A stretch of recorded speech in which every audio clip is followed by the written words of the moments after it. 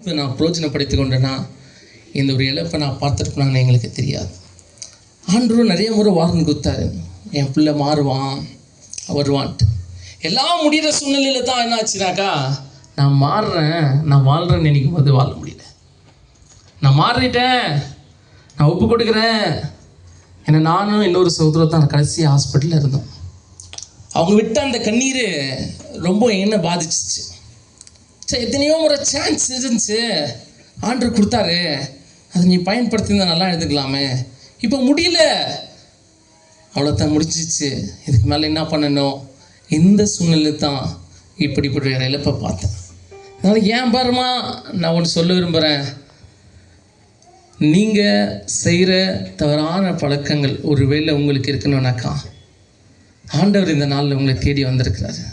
நல்ல வார்த்தையை கொடுத்தார், நம்ம ஆறுதல் படுத்த நிச்சயமான ஒரு வார்த்தை கொடுத்தார், நம்மளை மாற்றிக்க, பரிசுத்தமாக வாழ. ஒரு முறை இல்லை, பல முறை என் ஆண்டவர் வாய்ப்பு கொடுக்குறாரு. நான் மாறிட்டேனாக்கா நான் வாழ முடியும். நான் மாறலைனாக்கா நான் போக வேண்டிய மிக தூரத்தில் சீக்கிரத்தில் நான் அந்த வாழ்க்கையை விட்டுவிட முடியும். இந்த நிலை தான் என் சகோதரனுக்கு ஏற்பட்டது.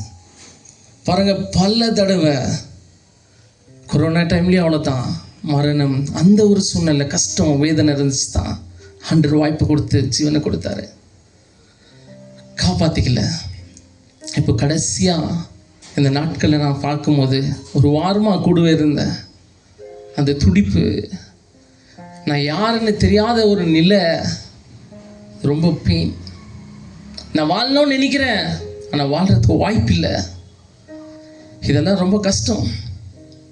இந்த ஒரு வேலை இந்த கேட்குறேன், நீங்கள் ஏதாவது தவறு செய்யாததுக்கு முன்னே உங்களுக்கு இருக்கிற ஏதாவது தவறான பழக்கம் இருக்குமாண்ணா, கொஞ்சம் உங்கள் அப்பா அம்மா, உங்கள் பிள்ளைங்க, உங்கள் மனைவி கொஞ்சம் யோசித்து பாருங்கள்.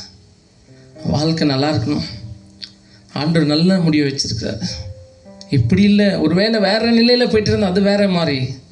நான் வாழணும்னு நினச்ச போது வாழ முடியலேன்றது பாருங்கள், இது ரொம்ப பெயின்.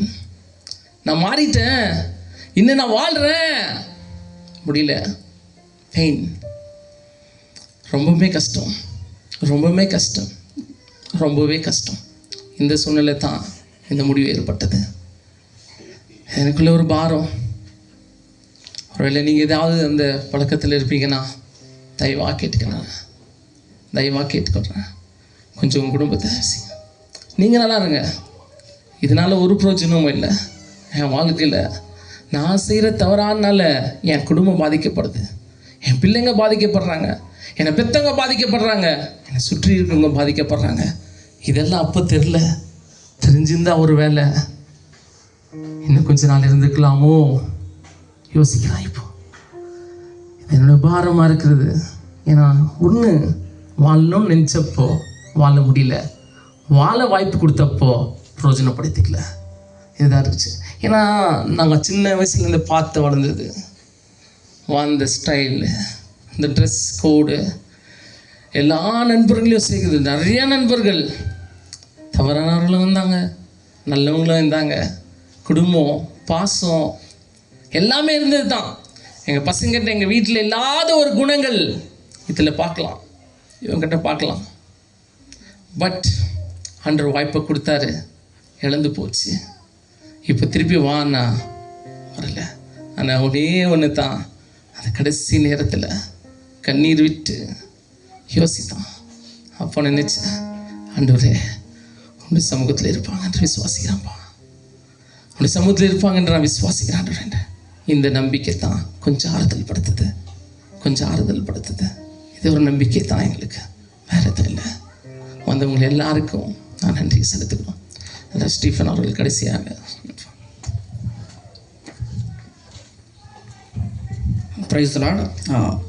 இந்த நாட்களில் கூட எங்களுடைய குடும்பத்தின் சார்பாக எங்களுடைய அழைப்பை ஏற்று எங்கள் குடும்பத்துக்கு ஆறுதல் சொல்ல வந்ததான சபையாருக்கும், சொந்த பந்தங்களுக்கும், நண்பர்களுக்கும், உங்கள் எல்லாருக்கும் ஜான் ஜெய்சலையா, லலிதம்மா மற்றும் பிள்ளைகள் சார்பாக உங்களுக்கு நாங்கள் நன்றிகளை செலுத்த கடமைப்பட்டிருக்கோம். அதே நேரத்தில் எங்கள் குடும்பத்துக்கு ஆறுதல் சொல்ல வந்ததால் உங்கள் எல்லாருக்கும் இந்த நேரத்தில் கூட ஒரு நல்ல ஆகாரம் ஏற்படுத்தியிருக்கிறோம். தயவுசெய்து எல்லாரும் அதை சாப்பிட்டு விட்டு இப்படியே ஒரு ஆறுதலை நீங்கள் எங்களுக்கு தரும்படியாக எங்கள் குடும்பத்தின் சார்பாக நாங்கள் கேட்டுக்கொள்கிறோம்.